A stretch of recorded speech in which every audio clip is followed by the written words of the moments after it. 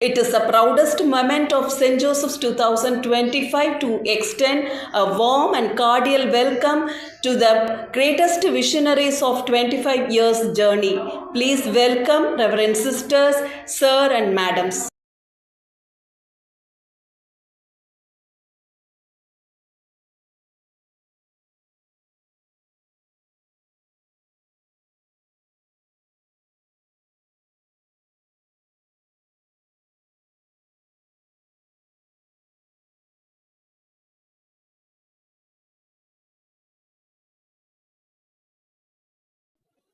அனைவருக்கும் அன்பான வணக்கம்.